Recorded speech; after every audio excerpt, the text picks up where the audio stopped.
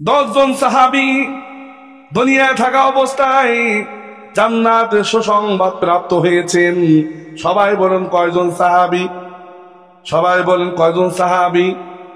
10 জন সাহাবীটা আমার কথা না, কোনো কাব্য কবিতা না, কোনো বানোয়াট কথা না। বুখারী মুসলিম শরীফ 6টা কিতাব আছে। আবু বকর রাদিয়াল্লাহু তাআলা আনহু উনি বলেন, উনি মাঝে মধ্যে বলতেন, হায় রব, আমি মানুষ না হয়ে যদি আমি গাছ হইতাম তাহলে এটা আমার জন্য উত্তম ছিল। আমি যদি ভেড়া হইতাম, আমি যদি অন্য কোনো প্রাণী হইতাম তাহলে এটা আমার জন্য সবচেয়ে উত্তম ছিল। কারণ হলো যে মানুষ জাতির হিসাব হবে, এই সমস্ত প্রাণীর কোনো হিসাব নাই, হিসাব হবে না। যেহেতু হিসাব হবে না, তাহলে যাদের হিসাব হবে আর যাদের হিসাব হবে না, হিসাবওয়ালাদের তুলনায় যাদের হিসাব হবে না তারাই বেশি ভালো কিনা বলেন? ভালো। আর ওমর ফারুক রাদিয়াল্লাহু তাআলা আনহু উনি কবরের কাছে গিয়ে মাঝে মধ্যেই কান্না করতেন। সাহাবায়ে কেরাম জিজ্ঞাসা করলেন, ইয়া ওমর লিমাযা তাবকি ফিল কবরি আমামাল কবরি? অন্যান্য সঙ্গীরা বলতে লাগলেন, হে ওমরে ফারুক, কেন আপনি কবর কাছে গেলেই কান্নাকাটি শুরু করে দেন? কেন কান্নাকাটি করেন? যখনই দেখি আপনি কবর কাছে যান, কবর কাছে গেলেই আপনি কান্নাকাটি করেন। এমন কান্না করে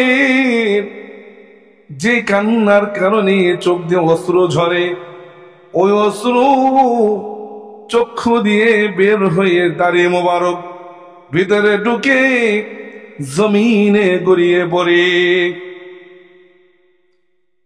বন্ধুরা যখন ওমরকে জিজ্ঞাসা করলো, কেন আপনি কাঁদেন? আপনি তো নবীজির সঙ্গের সাথী। 4 জন বিশিষ্ট সাহাবী আছে, তাদের মধ্যে 2 নম্বর পর্যায়ে আপনি, কি বলেন ঠিক না? 1 নম্বর কে? সবাই বলেন আবু বকর রাদিয়াল্লাহু তাআলা আনহু। 2 নম্বর পর্যায়ে যার স্থান আল্লাহ দিয়েছেন, নবী দিয়েছেন, তিনি হলেন ওমর ফারুক রাদিয়াল্লাহু তাআলা আনহু। এত বড় দামি একজন সাহাবী হয়ে যার আমল এত ভারী, জিন্দেগিতে কোনো গুনাহ নাই, কোনো গুনাহ নাই। ফজরে আজান হয়ে গেলে তার আগে মসজিদে উপস্থিত হয়। তাহাজ্জুদ নামাজ কোনোদিন কামাই যায় না, নফল জীবনে ছুটে না, ফরজ নামাজ তো প্রশ্নই আসে না। এত দামি একজন সাহাবী, এত আমলওয়ালা একজন সাহাবী, উনি যখন কবর কাছে যাইতেন এমন ভাবে কান্না করতেন, নবজাত শিশু যদি তার মাকে না পায় দীর্ঘ সময়, যেমন ওই নবজাত শিশু ফুফুয়ে কাঁদে, ওই নবজাত শিশু মনে করে আমার কি জন হারিয়ে গেছে,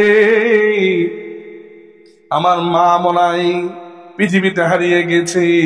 দীর্ঘ সময় যখন মাকে না দেখে, ঠিক তেমনি ওমর ফারুক রাদিয়াল্লাহু তাআলা আনহু উনি কবরের কাছে গিয়ে ঠিক ওইভাবে কান্না করতেন, ফুফুয়ে কান্না করতেন। লিমাযা তাবকি বাল্লা লিহিয়াতাহু, এমন ভাবে কান্না করতেন চক্ষু দিয়ে অশ্রু বের হয়ে দাড়ি মোবারক ভিজে জমিনে পড়ে যেত পানি মোবারক।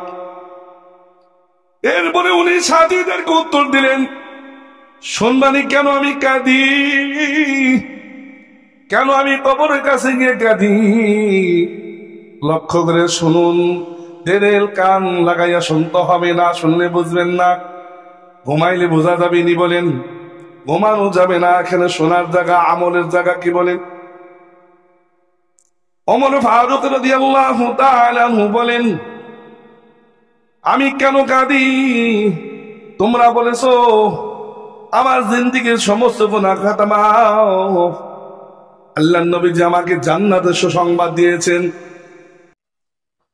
10 জন সাহাবী দুনিয়ায় থাকা অবস্থায় জান্নাতের সুসংবাদ প্রাপ্ত হয়েছেন। সবাই বলেন কয়জন সাহাবী? সবাই বলেন কয়জন সাহাবী? 10 জন সাহাবীটা আমার কথা না, কোনো কাব্য কবিতা না, কোনো বানোয়াট কথা না। বুখারী মুসলিম শরীফ 6টা যে কিতাব আছে হাদিসের মধ্যে, হাদিস যে 6খানা আছে, সবাই জানেন কিনা বলেন? 6টা মানে 6খানা হাদিস আছে। তার মধ্যে সবচেয়ে গ্রহণযোগ্য 2টা কিতাব, সেটা হলো বুখারী মুসলিম শরীফ। সবাই বলেন কি? বুখারী মুসলিম শরীফ। এই 2খানা হাদিস, এই কি 2খানা কিতাবের মধ্যে এই হাদিসটা উল্লেখিত হয়েছে। ওমর ফারুক রাদিয়াল্লাহু তাআলা আনহু যেমন জান্নাতি, 10 জন সাহাবী জান্নাতি, বিশাল বড় একটা হাদিস উল্লেখিত হয়েছে। ওই 10 জন সাহাবীর মধ্যে দ্বিতীয় পর্যায়ে যার নাম আছে তিনি হলেন ওমর ফারুক রাদিয়াল্লাহু তাআলা আনহু। 1 নম্বর হলেন আবু বকর রাদিয়াল্লাহু তাআলা আনহু।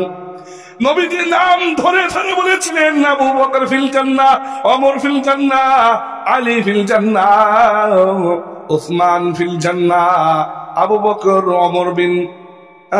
আবু বকর ফিল জান্নাহ। এইভাবে 10 জন সাহাবীর নাম নবীজি আলাইহিস সালাতু ওয়াস সালাম বলেছিলেন।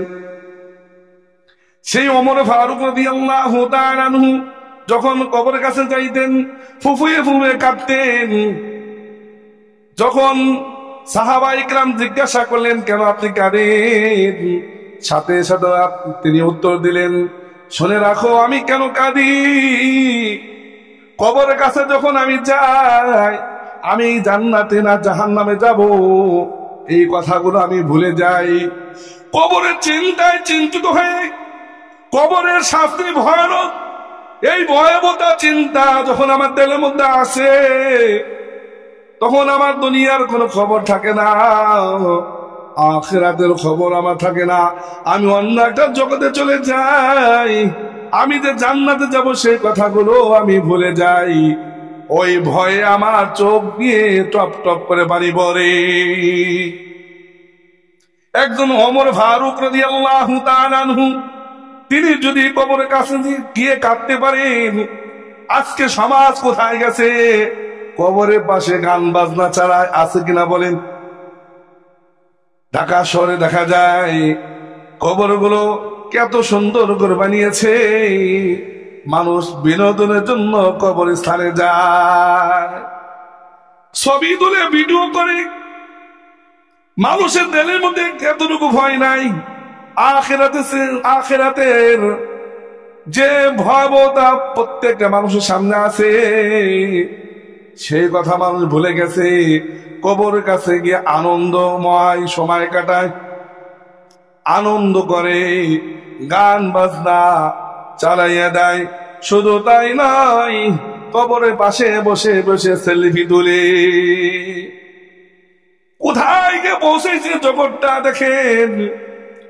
এই জন্য ভাই, জানি না মরণ হইলে আমাদের জান্নাত আছে কিনা আল্লাহ বাকি ভালো জানেন। একজন ওমর ফারুক রাদিয়াল্লাহু তাআলা আনহু, এত বড় একজন সাহাবী, তিনি যদি কবর কাছে গিয়ে ফুফুয়ে ফুফুয়ে কাঁদতে পারেন, তাহলে আমাদের কি পরিমাণ আমল করার প্রয়োজন ছিল, কি বলেন ঠিক না? আজকে ওমর ফারুক রাদিয়াল্লাহু তাআলা আনহু দুনিয়া থাকা অবস্থায় জান্নাতের সুসংবাদ প্রাপ্ত হয়েছিলেন। কিন্তু আমরা জান্নাতের সুসংবাদ প্রাপ্ত হয়েছি কিনা বলেন? দুনিয়ার আর কোন মানুষ দুনিয়া থাকা অবস্থায় জান্নাতের সুসংবাদ আল্লাহর পক্ষ থেকে পাবে না, নবীজি আলাইহিস সালাতু ওয়াস সালামের পক্ষ থেকে পাবে না। এজন্য ভাই, দিলের কান লাগাই শুনতে হবে। আজকে কিছু